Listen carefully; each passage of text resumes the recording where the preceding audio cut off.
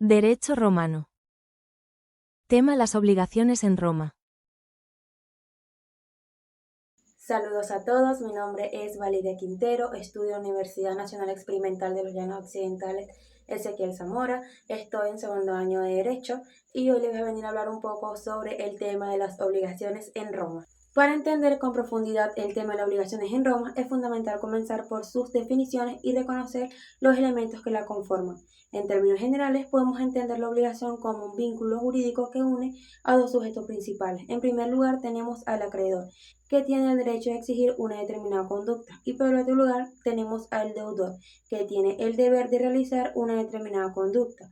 Además, este vínculo se encuentra regulado por un ordenamiento legal y se manifiesta en diversas formas, en dare, facere y no facere.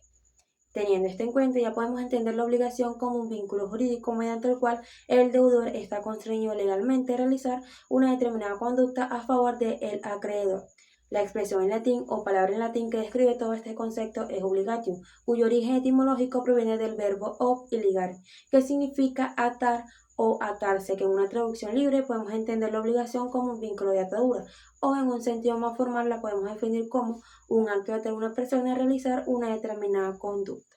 Por lo tanto, lo obligatorio representa una relación jurídica en la que una de las partes, el sujeto pasivo o deudor, tiene el deber de realizar una determinada conducta o prestación que la otra parte, el sujeto activo o acreedor, exige judicialmente. Desde sus orígenes, la obligación surgió en un contexto donde su incumplimiento no solo implicaba un incumplimiento contractual, sino que estaba ligado a delitos y sanciones. En los primeros tiempos, un delito daba lugar a un derecho de venganza a favor de las víctimas o de sus familiares, siguiendo la ley Tailón, cuya expresión en latín es la lex Tailonis, cuyo significado es la ley de venganza o la ley de castigo recíproco. Esto significa que la persona que realizaba un delito estaba obligado a través de diversos mecanismos a pagar con su libertad, con la entrega de bienes o con la realización de trabajo, estableciendo así una especie de garantía o atadura para garantizar el cumplimiento.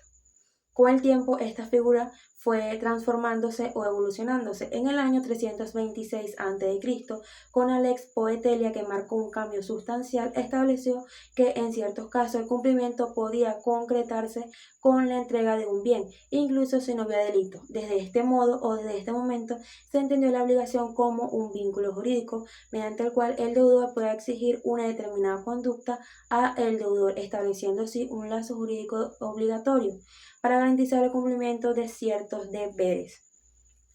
Justiniano, en sus famosas Instituciones, consolidó la nueva visión moderna de la obligación, definiéndola como iuris vinculo, cual necesita restringirnos aliquo solventa de red, secundo nostra de si vista iura, lo cual significa que es un vínculo de derecho mediante el cual estamos constreñidos a pagar una cosa de acuerdo con las leyes de esta ciudad. Este concepto describe que la obligación no solo es un vínculo en sentido general, sino que es un lazo jurídico obligatorio que implica la necesidad de pagar una cosa mediante un acto de dar, facere y no facere. Para que la obligación sea válida es necesario que concurran ciertos derechos o elementos fundamentales. En primer lugar tenemos el sujeto activo o acreedor, que es el accipiente, que tiene el derecho a exigir una determinada conducta. Por otro lugar tenemos a el debitor, que es el deudor o el sujeto pasivo, que tiene el deber de realizar esta determinada conducta. También tenemos el objeto de la obligación, que ya sea una conducta positiva de dar, facer o prestar o una conducta negativa de no facer. Por último, tenemos el vínculo jurídico o obligación, que obliga a una de las partes y puede tener diferente contenido y diferente manifestación de acuerdo al tipo de obligación.